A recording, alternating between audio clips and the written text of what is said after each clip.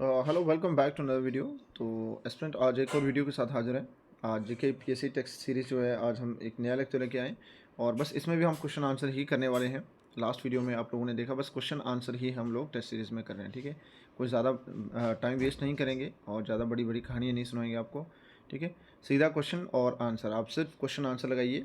ज़्यादा से ज़्यादा आप सब ने अभी तक जो है, इस समय तक सब ने मैक्सिमम बच्चों ने जो है कॉन्सेप्ट जो है अपना पढ़ लिया होगा, लेकिन अभी टेस्ट सीरीज़ की ज़रूरत है। ठीक है, तो आप टेस्ट सीरीज़ ज्वाइन करिए और ये वाली टेस्ट सीरीज़ जो हम डाल रहे हैं लगातार आप कंटिन्यू इन्हें सॉल्व करिए, क्योंकि हम टॉपिक वाइज निकाल रहे हैं क्वेश्चन। ठीक है, हर टॉपिक से लगभग 40 से 50 क्वेश्चन निकाले जा रहे हैं। ठीक है, हर तरह के क्वेश्चन, टफ, ईजी, एवरीवन। ठीक है, तो आप सॉल्व करिए, चेक करो आंसर और किस तरह का आपका रिस्पॉन्स आ रहा है, और वो चेक करिए आप अपना। तो चलिए शुरू करते हैं आज JK PSC chemistry lecture test series part 2। और जल्द ही हम बाकी सब्जेक्ट की भी डालने वाले हैं अपने चैनल में।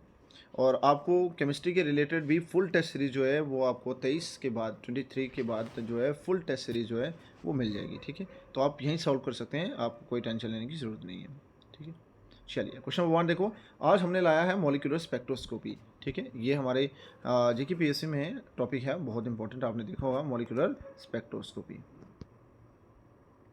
तो मॉलिक्यूलर स्पेक्ट्रोस्कोपी से भी आज हमने लगभग 40 से 50 क्वेश्चन लाए हैं और आप इन्हें सॉल्व करिए, चेक करिए आपके कितने आंसर आ रहे हैं और कितना सही हो रहा है। ठीक है, अब फिजिकल वाले लोग तो बहुत आसानी से कर लेंगे, लेकिन जो बाकी लोग हैं इनऑर्गेनिक बैकग्राउंड से या ऑर्गेनिक से, उनको थोड़ी दिक्कत आ सकती है, बट स्टिल बहुत आसान है, सब लोगों के लिए बहुत आसान है, कोई इतना बड़ी टफ बात तो है नहीं। ठीक है, तो चलिए मेरे दोस्तों स्टार्ट करते हैं।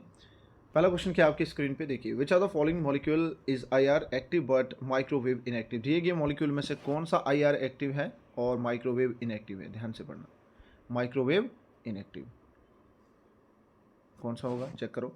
N2H2O, C2H2 और HCl। तो विच one is the right answer? आप खुद से लगा लो पहले आंसर और फिर हम आंसर बताते हैं आपको। Which one is the right answer? I hope आपका आंसर आ गया होगा। ठीक है, तो that is option C is the right answer. ठीक है, option C is the right answer, C2H2। ठीक है, ठीक है, C2H2 दिस मॉलिक्यूल इज, क्या ये आई आर एक्टिव है बट माइक्रोवेव इनएक्टिव रहता है। ठीक है, तो पहले क्वेश्चन का आंसर था ऑप्शन सी। चलिए क्वेश्चन नंबर 2 में। ठीक है, क्वेश्चन नंबर 2 क्या है? The microwave spectrum of a molecule yield 3 different rotational constant. The molecule is, the microwave spectrum of a molecule yield 3 different rotational constant. The molecule is, molecule कैसा होगा? Linear होगा, spherical top होगा, asymmetric top होगा या symmetric top होगा? Check करो आप, answer क्या आ रहा है आपका।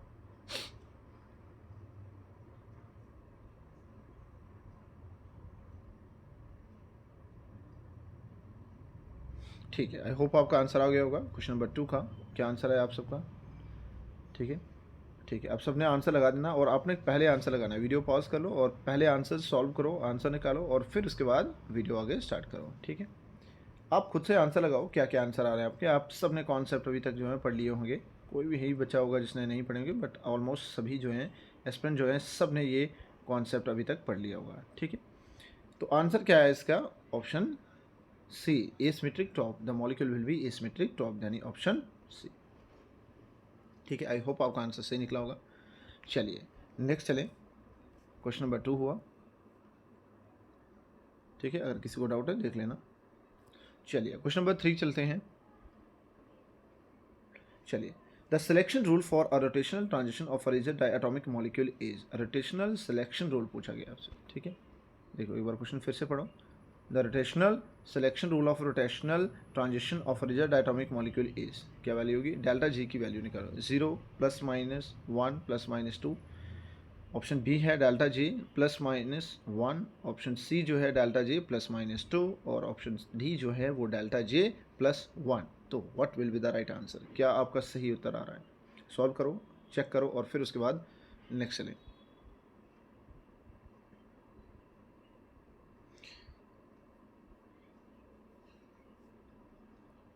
ठीक है, क्या आंसर है आपका? बिल्कुल, जो सही आंसर आ रहा है that is option B is the right answer. Option B is the right answer. Delta G की वैल्यू जो है वो कितनी आ रही है? +-1। ठीक है, दैट इज ऑप्शन बी। एक सेकेंड, ठीक है, option B is the right answer. चलिए क्वेश्चन नंबर 4 में चलें। In which spectroscopic technique can one distinguish between the binding board MSCN and MnCS? ठीक, ठीक है, एक बार मेटल की सल्फर से बॉन्ड और एक बार नाइट्रोजन से बॉन्ड, ठीक है। Which spectroscopy technique can be use to distinguish between this binding mode? इन दो बाइंडिंग मोड को डिस्टिंग्विश करने के लिए कौन सी टेक्निक यूज़ की जाती है? क्या NMR का इस्तेमाल किया जाता है, IR का किया जाता है, EPR का किया जाता है, या मास स्पेक्ट्रोमेट्री का? क्या होगा राइट आंसर? क्वेश्चन नंबर 4 का चेक करो।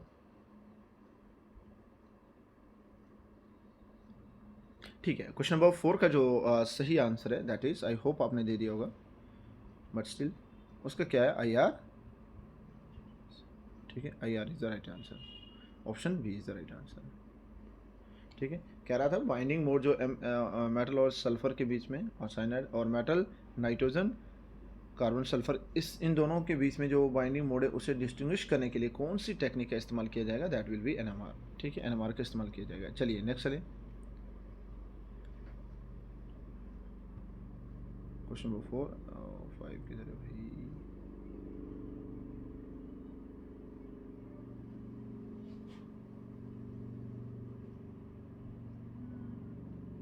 ठीक है। क्वेश्चन नंबर 6 पे चलिए। Which quantum number increase by 1 unit during rotational transition? Which quantum number increase by 1 unit during rotational transition? कौन सा क्वांटम नंबर जो है वो increase by 1 unit during rotational transition? N, J, I या M? What will the right answer? क्या होगा सही answer? Check करो। ठीक है, आई होप आपने आंसर दे दिया हो। तो चलिए सही आंसर क्या है इसका? क्वेश्चन नंबर 6 का देखिए, option B, that is B, ठीक है।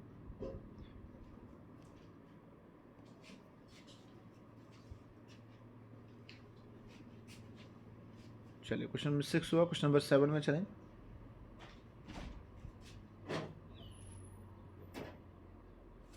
और क्वेश्चन नंबर 7 क्या है? The spectral region corresponding to pure vibration transition of diatomic molecule is? The spectral region corresponding to pure vibrational transition of diatomic molecule is? क्या answer आ रहा है? Spectral region पूछ रहा है of a corresponding to the pure vibration transition of a diatomic molecule is. क्या आ रहा है? The four UV, microwave, infrared या एक्सरे? क्या आ रहा है सही आंसर? चेक करो। क्वेश्चन नंबर 7, दे दो आप आंसर।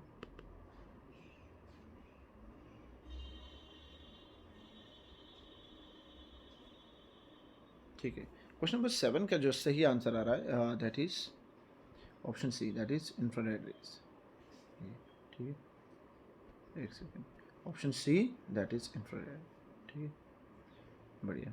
चलें आगे, बहुत अच्छे। क्वेश्चन नंबर 8 में चलो। If vibrational frequency for a diatomic molecule is B, vibrational frequency देख लो, कह रहा है कि if vibrational frequency of a diatomic molecule is the vibrational energy level are given by, किस फॉर्मूले से दिया जाएगा? ENH nu, that is HV नहीं है, ये H न्यू है, ठीक है, H न्यू इंटू N+1/2, पहला ऑप्शन ये, ठीक है।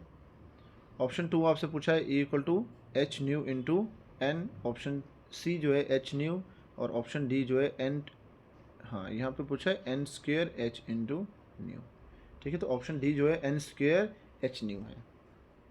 क्या आंसर आ रहा है सही? चेक करो, आप सॉल्व करो। A vibration frequency of diatomic molecule is, ये न्यू दिया हुआ है, ठीक है दोस्तों, न्यू फ्रीक्वेंसी क्या होती है? न्यू। यहाँ ऐसे वी लग रहा है लेकिन वी नहीं है, ये न्यू है फ्रीक्वेंसी।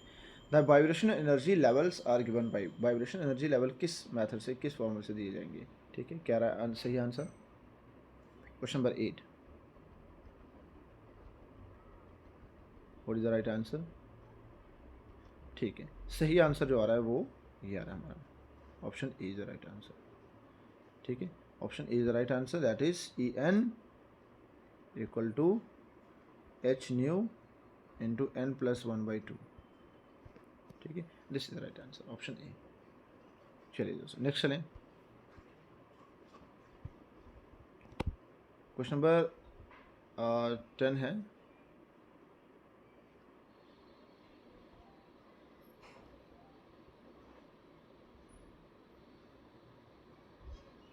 चलिए क्वेश्चन नंबर 10 क्या है? The intensity alteration in rotational spectrum of a diatomic molecule is due to. The intensity alteration in rotational spectrum of diatomic molecule is due to, किस वजह से होता है? Centrifugal distortion, isotope effect, nuclear spin statics या anharmonicity. ठीक है, एनहार्मोनिसिटी, ठीक है, दैट इज ऑप्शन डी। क्या हो रहा है सही answer? The intensity alteration in rotational spectrum of a diatomic molecule is due to, किस वजह से होती है? सेंट्रीफ्यूगल डिस्टॉर्शन होता है क्या, आइसोटोप इफेक्ट होता है, या न्यूक्लियर स्पिन स्टैटिक्स, या एनहार्मोनिसिटी होता है। ठीक है, एनहार्मोनिसिटी होता है, ऑप्शन डी। क्वेश्चन नंबर 10 का देखो क्या होगा सही आंसर। हाँ बिल्कुल सही आंसर आ रहा है, न्यूक्लियर स्पिन स्टैटिक्स, बिल्कुल सही answer, option C is the right answer. ठीक है, option C is the right answer, बढ़िया, ऑप्शन सी। ठीक है, चलिए नेक्स्ट चलें। Question number 11। क्वेश्चन नंबर 11 कहता है in Raman spectroscopy Stokes lines are observe because. Raman spectroscopy के अंदर जो स्टोक्स लाइन ऑब्जर्व होती हैं वो किस वजह से होती हैं? ठीक है, आर ऑब्जर्व बिकॉज, किस रीज़न की वजह से, क्या रीज़न है? स्टोक्स लाइन वेरी इंपॉर्टेंट, पढ़ो, चेक करो अपनी क्वेश्चन चेक करो और आंसर देखो क्या होगा। ठीक है, annihilation of photon, molecular emission to higher energy, molecules absorb photon and are excited to higher vibrational state, and option D जो है photon energy increases। तो what will be the right answer? Check करो।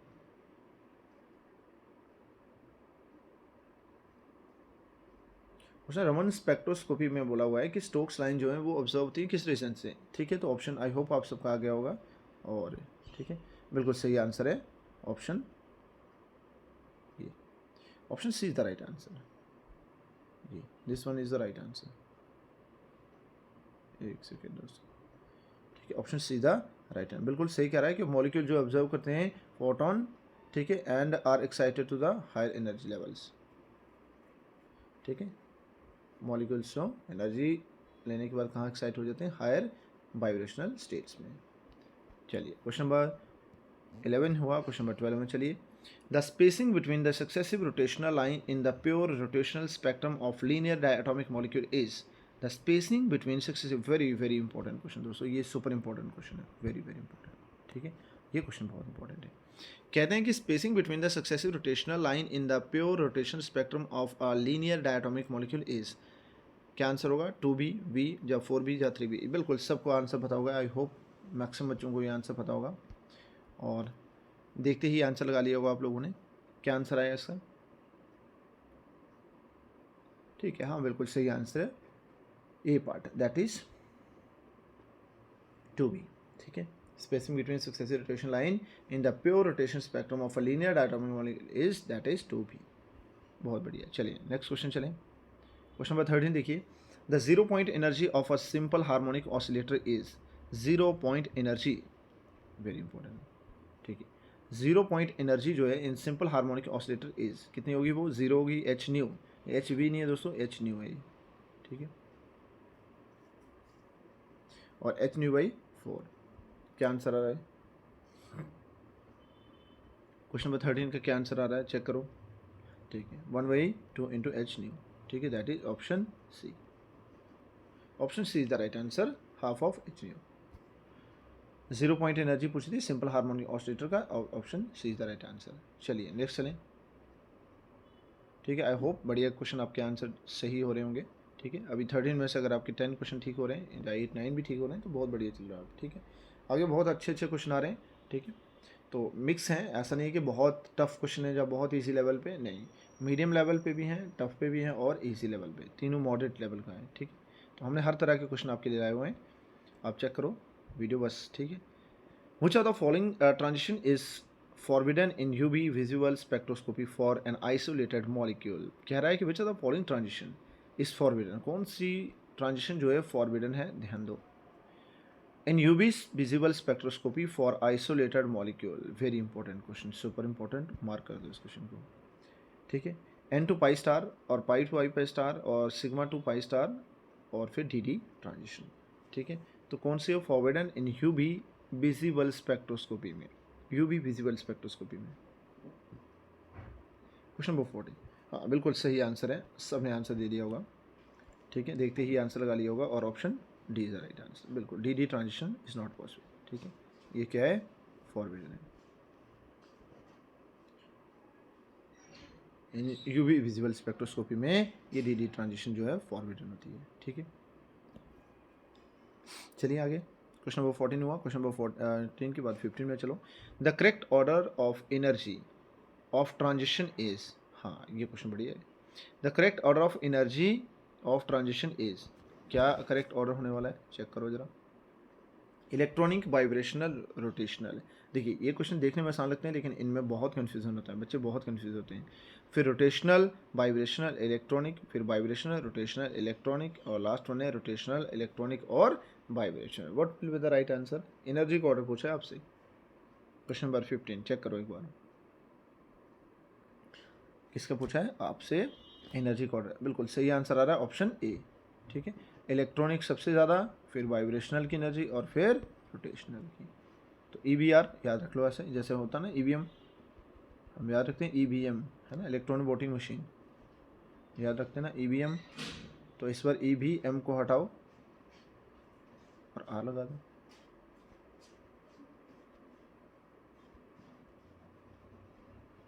ठीक है, R, that is EVAR, electronic, vibration और rotational, this the order of energy. चलो यही पूछा था आपसे उसने, the correct order of energy of transition is, correct order पूछा था, तो इलेक्ट्रॉनिक, वाइब्रेशन और rotation, that is option is the right answer. चलिए क्वेश्चन नंबर 15 हुआ, 16 में चलिए। In rigid rotor the moment of inertia is, rigid rotor के अंदर जो मोमेंट ऑफ इनर्शिया होगा किसके बराबर, in rigid rotor moment of inertia is, क्या होगा आंसर, चलिए क्या आंसर होगा। रिजिड रोटर के अंदर उसने मोमेंट ऑफ इनर्शिया का फॉर्मूला पूछा है, क्या होगा। हाँ क्वेश्चन नंबर 16 देख लो, और इसका ऑप्शन जो आ रहा है बिल्कुल सही आंसर आया, that is option B, m/r² is the right answer, ठीक है। चलिए option B is the right answer. चलिए दोस्तों चलिए नेक्स्ट क्वेश्चन में,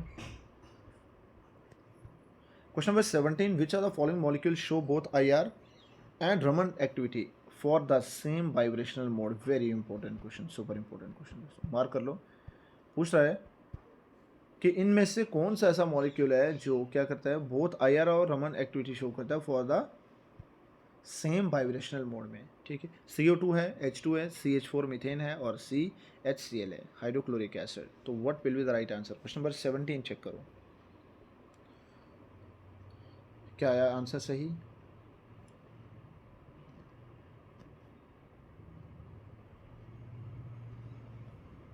ठीक है, बिल्कुल सही आंसर आ रहा है option D, option D is the right answer, HCl is the right answer, ठीक है। यही था क्वेश्चन नंबर 17। चलिए क्वेश्चन नंबर 18 में चलें, क्वेश्चन नंबर 18 देखो, the population of rotational level at thermal equilibrium follow, population of rotational level at thermal equilibrium follow, क्या करता है वो, बोल्ट्जमैन डिस्ट्रीब्यूशन को, फॉर्मी डायरेक्ट डिस्ट्रीब्यूशन, मैक्सवेलियन, या none of the above. Question number 18, very important question, important है, mark कर लेना। Population of rotational level at thermal equilibrium follow किसको करता है, बिल्कुल सही आंसर है, दैट इज बोल्ट्जमैन डिस्ट्रीब्यूशन, ठीक है। Boltzmann distribution is the right answer, that is option A is the right answer, ठीक है। क्या है आंसर सही, ऑप्शन ए, बिल्कुल सही उत्तर है ऑप्शन ए।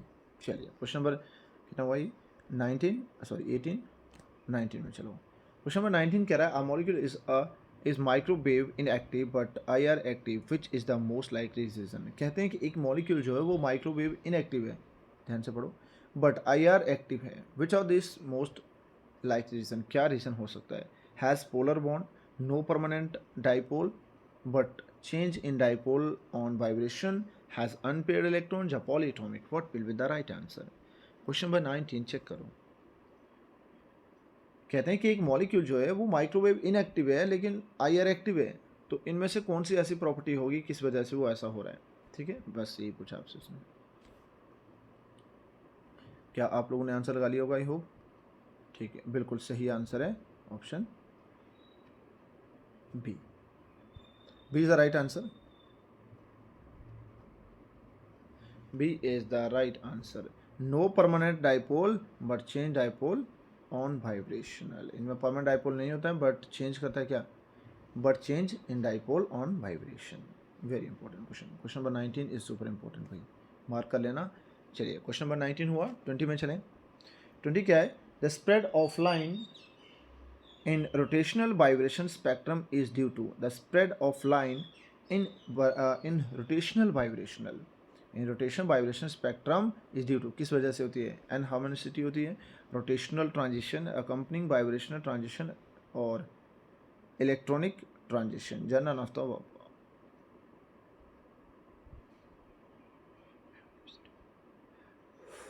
क्वेश्चन नंबर 20, तो क्या आंसर आया? हाँ, spread of line in rotational vibration spectrum. Rotational vibration spectrum में जो लाइंस का स्प्रेड होना वो किस वजह से होता है? बिल्कुल सही आंसर आ रहा है option B, that is this one, rotational transition accompanying vibrational transition. ठीक है, this one is the right answer, option B. ठीक है,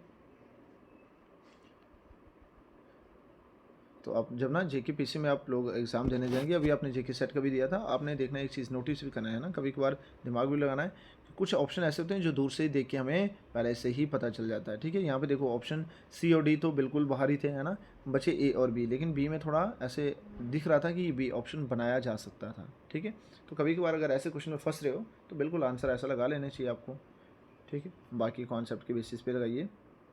अगर नेगेटिव मार्किंग हुई तो तब आप सोच समझ के लगाना, अदरवाइज नेगेटिव नहीं हुई फिर तो पूरे ही करके आना भाई, फिर एक भी क्वेश्चन मत छोड़ना। मैंने अभी रिसेंटली एक दो बच्चे ऐसे देखे हैं जो जेके सेट में भी थे और कहीं और भी बच्चे मैंने देखे हुए हैं, जो बच्चे ये कहते हैं कि नेगेटिव मार्किंग ना होते हुए वो स्टिल वो इतने क्वेश्चन करके आए जहाँ पे नेगेटिव मार्किंग नहीं थी, उनको पता भी भाई नेगेटिव मार्किंग नहीं है, स्टिल वो क्वेश्चन 20-25 क्वेश्चन या 30 क्वेश्चन या 10 क्वेश्चन ऐसे हैं जो छोड़ के आए हैं।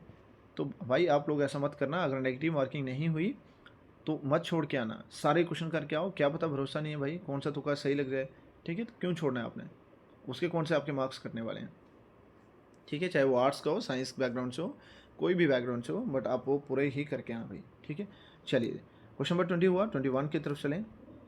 21 कह रहा है in rotational spectra of a rigid atomic molecule which parameter give information about bond length. In rotational spectra for a rigid atomic molecule which parameter give information about bond length. कौन सा पैरामीटर ऐसा है जो bond length के बारे में information देता है? Rotational constant B, vibrational frequency, dipole moment या पोलराइजेबिलिटी। ठीक है, क्या आंसर है चेक करो एक बार। 21, rotation spectra of a rigid atomic molecule which parameter give information about bond length। Bond length के प्रति कौन सा ऐसा पैरामीटर जो हमें इंफॉर्मेशन देता है? बिल्कुल सही आंसर है, आप लोगों ने दे दिया होगा। क्या आंसर आ रहा है? हाँ बिल्कुल, option A is the right answer, rotational constant B is the right answer. ठीक है, ऑप्शन ए। चलिए दोस्तों आगे चलें, क्वेश्चन नंबर 21 हुआ, 22 में चलें। Transition moment integral is zero if. Transition moment, ध्यान दो, transition moment integral is zero if wave function have different symmetry, wave function have same symmetry, both wave function are real, always non zero. ठीक है, वही पूछा उसने कि transition moment जो है इंटीग्रल वो जीरो होगा, कब होगा? आंसर देखिए, क्या ऑप्शन होगा इसका? क्वेश्चन नंबर 22 देखो, क्या wave function have different symmetry होगी, जब wave function have same symmetry होगी, और both wave function are real या ऑलवेज नॉन जीरो, क्या होगा सही?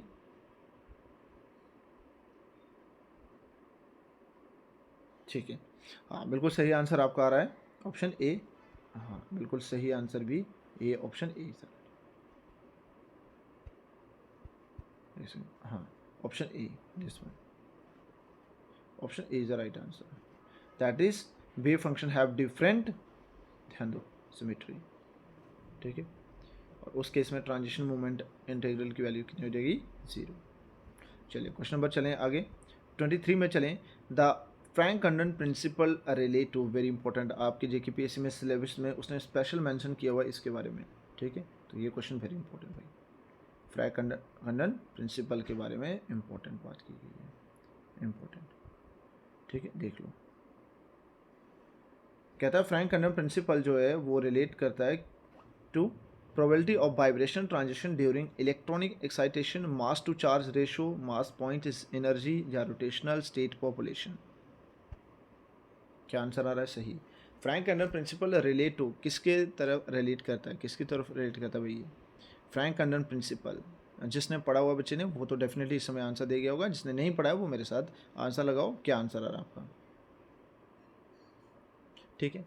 आई होप सबने अभी तक लगा लिया होगा आंसर, और इसका सही आंसर जो आ रहा है that is probability of vibrational transition during electronic excitation, that is option A is the right answer भाई, option A is the right, probability of vibrational transition during electronic excitation is the right answer, option A, ठीक है। चलिए question number 23 हुआ और चलें question number 24 में। हाँ, question number 24 कह रहा है ultraviolet absorption is maximum for, UV absorption जो है वो मैक्सिमम होता है किसके लिए, वेरी वेरी इंपॉर्टेंट क्वेश्चन, ठीक है, इसे मार्क कर देना। कह रहा है एल्केन के लिए एल्कीन्स या एरोमेटिक्स, ठीक है, या alkynes, what will be the right answer, ultraviolet absorption किस में मैक्सिमम होंगी इनमें से,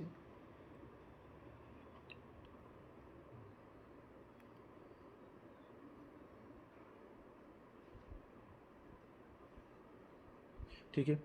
क्या आंसर है आपका, यूवी एब्जॉर्प्शन मैक्सिमम किस में था, बिल्कुल सही आंसर आप सबका आया होगा, ठीक है। हाँ बिल्कुल, aromatics is the right answer, ठीक है, C is the right answer, that is aromatics, C aromatics. चलिए क्वेश्चन नंबर 25 में चलें। Allowed value of rotational quantum number J in a diatomic molecule are, allowed value of rotational quantum number in diatomic molecule, very important question दोस्तों, इसे भी mark कर लो।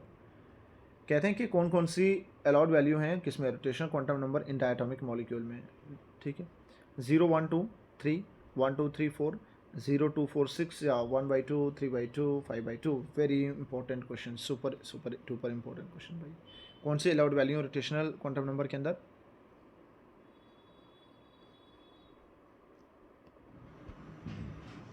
जे की कौन सी value भाई, क्या आंसर आया, ठीक है, बिल्कुल सही आंसर आ रहा है आपका 25 का ए, दैट इज 0 1 2 3, जे की कौन सी वैल्यू अलाउड होती है, 0 1 2 3, ठीक है, ये क्वेश्चन इंपॉर्टेंट था। चलिए क्वेश्चन नंबर 27 है,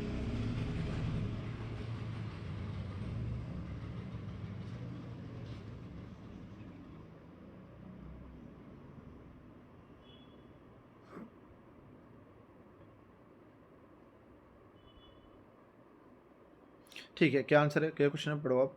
विच effect lead to the break down of the rigid rotor model, which effect lead to the break down of the rigid rotor model, कौन सा इफेक्ट जो है लीड कहता है to the break down the rigid rotor model को, ठीक है, centrifugal distortion, electronic excitation and harmonicity, और फिर नन ऑफ द वर्ब, ठीक है, हार्मोनिसिटी।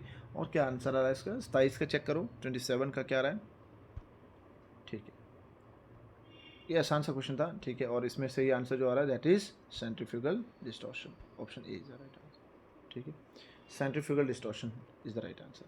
चलिए क्वेश्चन नंबर 27 और 28 में चलें। I R spectrum is generally use to study, I R spectrum जो है वो जनरली यूज़ किया जाता है टू स्टडी, किसकी स्टडी करते हैं, बॉन्ड स्ट्रेंथ की, bond length, bond dissociation energy या functional group. 28 I R spectrum जो है किस काम आता है, किस स्टडी के लिए इस्तेमाल किया जाता है, वेरी वेरी इंपॉर्टेंट क्वेश्चन है भाई, ठीक है, ज़्यादा समय वेस्ट ना करते हुए देखेंगे। देखिए स्ट्रेंथ लेंथ नहीं होने वाली है, एनर्जी नहीं होने वाली, तो किसका ऑप्शन बचा, एक ही ऑप्शन बचा, that is functional group, option D, option D is the right answer. चलो नेक्स्ट चलें।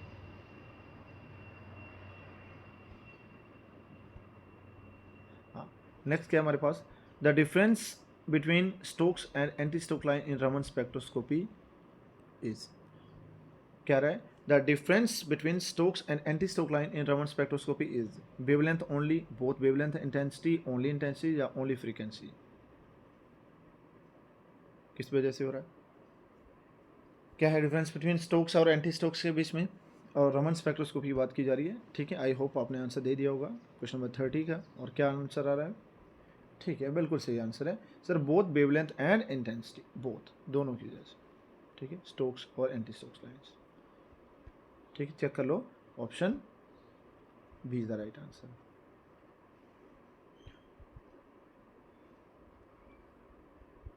चलो आगे देखिए, vibration frequency of diatomic molecule depend on, vibrational frequency of diatomic molecule, vibration frequency of a diatomic molecule depend on, किस पे depend करता है vibration frequency किसी भी डायटोमिक मॉलिक्यूल की? Reduce mass and force constant only, reduce mass only, या dipole movement? क्या answer आ रहा है? चेक करो, क्वेश्चन नंबर 31। बिल्कुल सही आंसर आ रहा है हमारे पास, option A, reduce mass and force constant. Reduce mass and force constant is the right answer, ठीक है। उसने ये पूछा था आपकी vibration frequency of a diatomic molecule depend on, किस पे डिपेंड करती है सर? मास पे और फोर्स कांस्टेंट, ठीक है। चलिए नेक्स्ट चलें, क्वेश्चन नंबर 32 चलें। Multiplicity of triplet state is, multiplicity of triplet state is 1 2 3 4, क्या होने वाली है?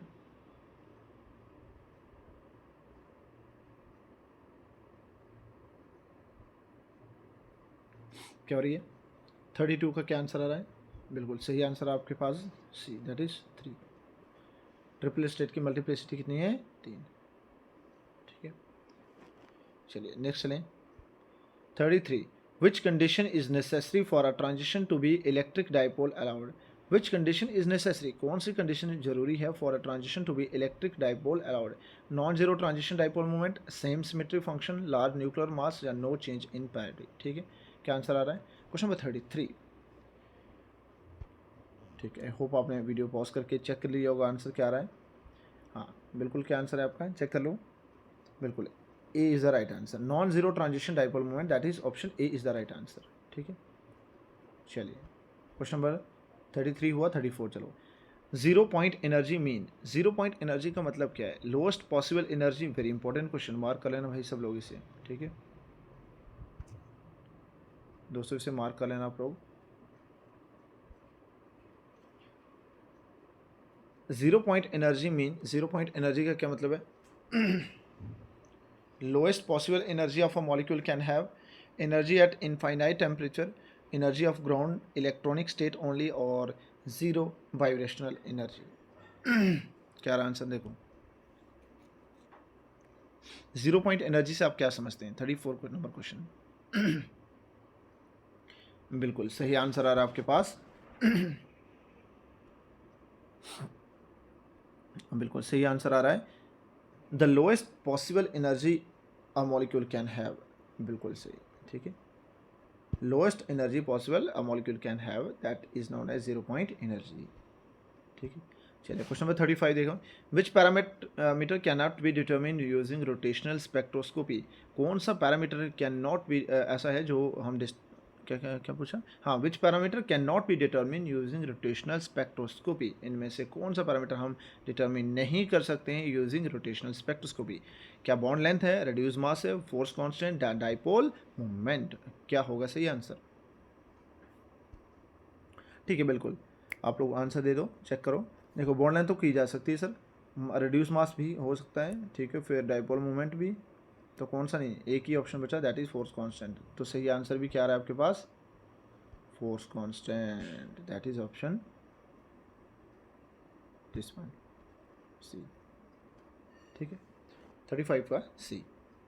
चलिए 35 हो गया, तो चलें 36 में। 36 कह रहा है, which spectral technique is based on the interaction of photon with electron, which spectral technique is used based on the interaction of photon with electron? IR, UV visible, और NMR और ESR, कौन सी टेक्निक यूज की जाएगी?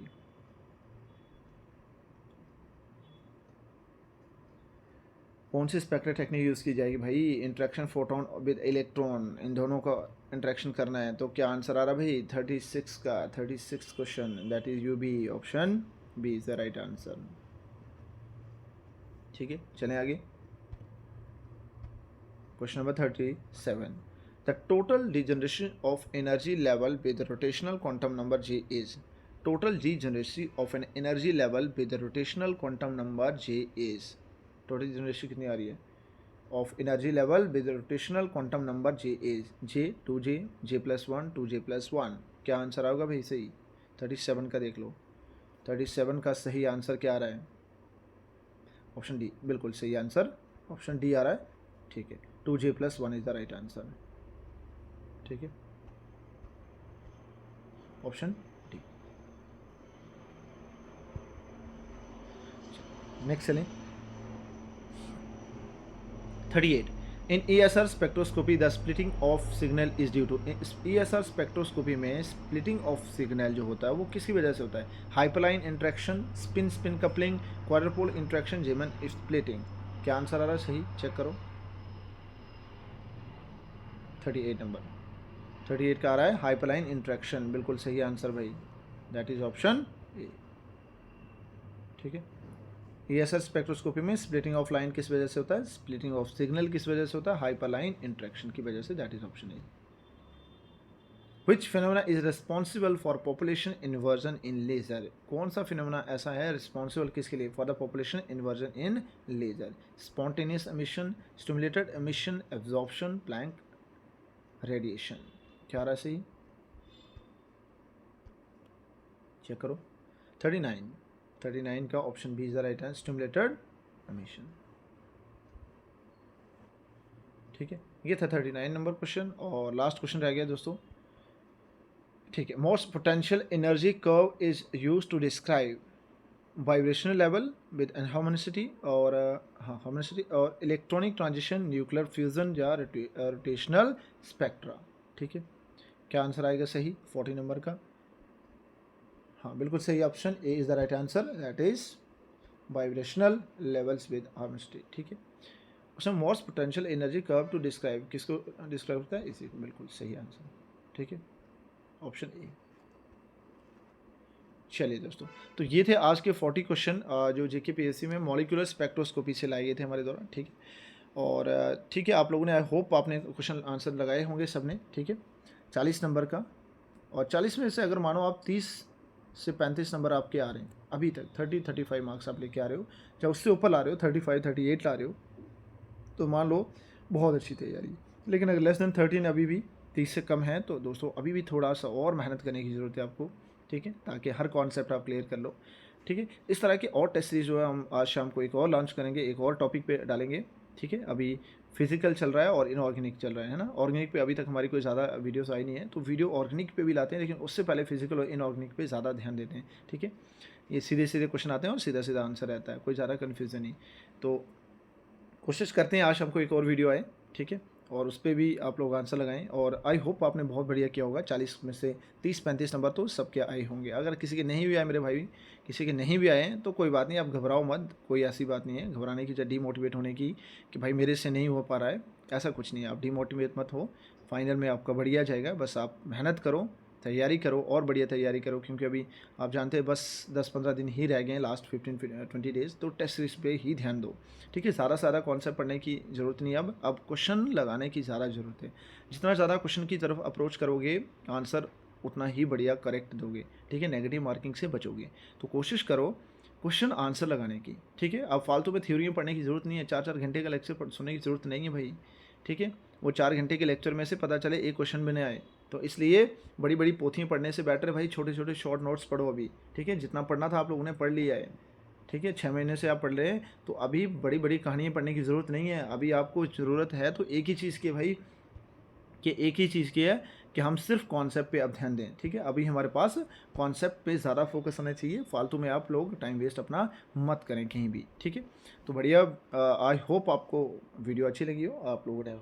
ठीक है, देखिए video. ठीक है, क्वेश्चन आंसर लगाइए। अगर किसी में भी आपको कोई डाउट आता है, या कोई कॉन्सेप्ट में कहीं प्रकार में आपको कोई डाउट आ रहा है, या किसी में आपको लग रहा है कि सर इसमें ऑप्शन चेंज हो सकता है, या कुछ भी ऐसी 100 प्रॉब्लम हो सकती है ना, तो बिल्कुल आप कमेंट सेक्शन में अपना कमेंट करिएगा। अच्छा लगा हो तो बिल्कुल आप अपना, ठीक है, प्यार बनाए रखें इसी तरह। ठीक है, और आपको ऑल द वेरी बेस्ट मेरी तरफ से। ठीक है, आपका JK PSC में लेक्चर में हो जाए। जो भी मेरा भाई वीडियो देख रहा है उन सब का लेक्चर्स में हो जाए और बस ठीक है। भगवान की, महादेव की कृपा बनी रहे आप सब पे। ठीक है दोस्तों, तो चलो मिलते हैं आज शाम में एक और वीडियो के साथ। Thank you for watching.